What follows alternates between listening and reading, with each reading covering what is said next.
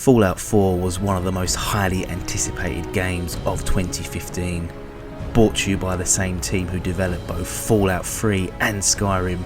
Fallout 4 has a mighty high standard to reach. This is buy it or bin it. Fallout 4 earns itself a Dimp Digital buy it seal of approval, but does it eclipse the success of its older brothers? Stick around to find out.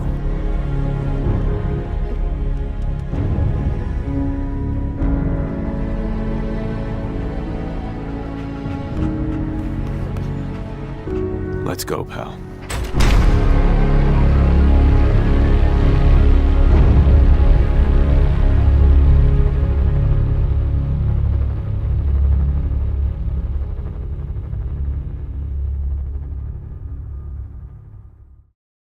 Here we are then, Fallout 4 buy it or bin it review. You've got myself Apps here from the Dimp Digital team, and I'm going to take you through my personal review of Fallout 4 and give you its official grading. Before we get cracking, let's kick off with my cards on the table. So I've played both Fallout 3 and Fallout New Vegas, and Fallout 3 is still one of my favourite games of all time. I'd have to say the total time spent over both games is probably about 150 hours combined. Secondly, I can't physically talk about every single aspect of this game. It is just too big for me to do that. All the changes they've made, everything they've done, I cannot fit it in without this being half an hour long. I'm not even going to talk about the story because it's in some ways irrelevant to the actual game. That might sound ridiculous coming from me of all people, but the size of this game is just too big. There's too much to talk about, so I'm just going to pick the best bits that I could. Finally, this was played on the trusty PlayStation 4. That's it for the cards on the table. Let's crack on to the main review itself. Fallout 4 is a magnificent game. It's an incredible experience just wandering around the superb looking Commonwealth, which has so much attention to detail, so much for you to discover, and so many random events for you to stumble across. There is all that plus lots more, and that is all without even sniffing at the main quests or the numerous amounts of side quests or companion quests that you can even open up in the game. And you talk about a game that's packed with content, and Fallout 4 is up there with some of the very best. And what's better is all the content is good. It's all good stuff. There's no MGS5 filler. This is all well thought out, it's all well written, and it creates such a believable world. And if you've never played, a modern Fallout game actually, and you've got even like a passing interest in Fallout 4, you've just gone, oh, what's that? Just that'll do. Then stop this and go and bloody get it. Seriously, actually don't stop it, because you'll mess our stats up. Leave it on mute to play through to the end. But honestly, go out and get Fallout 4 if you've got even a passing interest and you've not played a Fallout game before. It's a no-brainer for me. Those of you that are familiar with a modern Fallout game, then it's a little bit trickier. I mean, it's got a buy it rating, so it's obviously not that tricky, but this is easily better than Fallout 3 and Fallout New Vegas.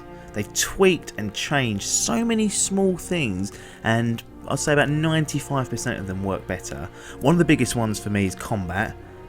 Before, there was no viable option for using real-time combat in my view. This is now possible in Fallout 4. You don't have to use the VATS. I loved VATS in Fallout 3 and New Vegas, but I felt like I had to use it. Using real-time combat was suicidal.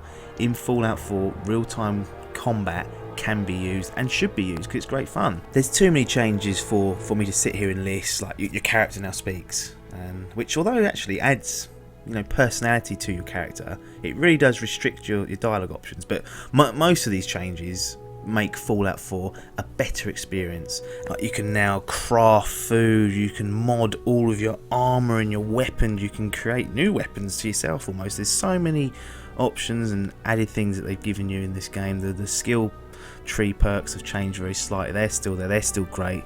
It's all the stuff you know and love, plus extras. And one of my favourite tweaks is that they've removed the karma tracker. So you know how you'd kill someone previously, and that little noise and icon would appear saying, oh, you've received bad karma, indicating what side of the morality fence you had landed on. And back in the day, I thought this was great. I used to love this. I used to love being told what was good and bad. Mass Effect had something similar with Renegade and Paragon, but not having it in Fallout 4 opened up my eyes to how restrictive having that karma tracker was. It was forcing me to do things that perhaps I didn't want to, just so I could protect my good karma rating. Now it's gone, I felt completely free. Like, for example, some sucker came up to me in the middle of the Commonwealth, and he succeeded in scamming me out of 500 caps. I essentially bought something phony off of him. As he just completed the transaction, he kind of laughed and muttered under his breath something like, "Goddamn retard." Goddamn retard, I thought. No chance. I pulled out my combat shotgun, engaged that, and blew his fucking head off. And I didn't have to worry about my bloody karma rating taking a hit.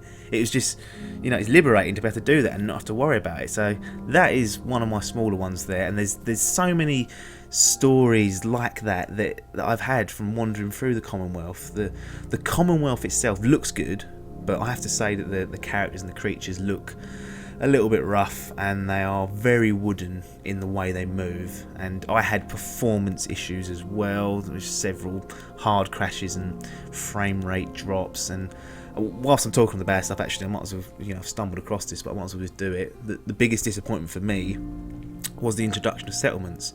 I don't begrudge them being there, because I was looking forward to this. I was thinking, oh my god, this is going to be absolutely amazing. But it's just the way they've implemented it, and the mechanics behind managing it is shocking. Utterly shocking, in my opinion, of course. And for example, you've got settlers within your settlement, so you can control what they do, what work they essentially carry out. To assign them a task, you have to walk up to them, physically walk your character up to them. So first you've got to find the bastard, then you've got to engage a conversation with them to select command. Then you don't just get to choose a list of different jobs to do. No, you have to walk over to whatever item or job you want them to carry out and manually assign them. Give me a menu to manage these washouts any day of the week and I'd have been far happier. And it's the same with the building, I find anyway. You have to physically walk around and build your dwellings, and if you want to do a wall, you have to walk around the side and plant the wall there, make sure it's lined up. And I know you did this in Minecraft, and those who've played it, but they had bloody grids. It was restricted to grids, so it's far easier. In Fallout 4, you simply do not have that, and it makes everything more complex than it needs to be. I really did try to get on with it. I tried my best. I spent a lot of time on the settlements feature, but in the end I just had to drop it like a bad habit. And there are bugs and there are glitches. I didn't experience anything game breaking, but I know that Biff did. I'm not sure if he's even got it resolved yet, so he may have lost his first save. And to be honest, that's not good enough, in 2015 when this was released, and certainly not in 2016 as I'm reviewing this. But the overall package that Fallout 4 provides is superb. It's got its quirks, all games do, but this game, flushes them away with the amount of content, the amount of things to do.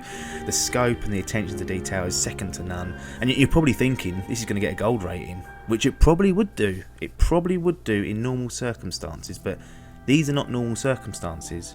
Remember, I've spent 150 hours in previous Fallout titles. In Fallout 4 I've now spent over 90 hours, and I just could not shake the feeling of deja vu throughout those 90 hours. The settlements part of the game probably could have flushed away that feeling, but because it didn't resonate with me the way I was expecting it to and grab me, I was just playing another Fallout game, which is great, but it can never compete with Fallout 3. Going through Fallout 3 for the very first time was special. It was lightning in a bottle. Exploring a world on that scale, with that many people to talk to, with that many places to discover, with that many quests, is something I just can't forget. So when I pick up Fallout 4, despite it being a better game in many aspects, it can't topple that first experience for me. Sequel syndrome. There you go. Maybe someone's never said that before, but that is what it is to me. Being too familiar with the franchise has made it lose its shine a little bit over time. If this is your first Fallout game, then Fallout 4 could give you that lightning in a bottle experience. It really could. But if you've played it before on the same scale as I have, then you may have the same experience as me. It's a great experience, but it does feel somewhat too familiar. My official grading for Fallout 4 is silver. Thanks for your time, and ta-da.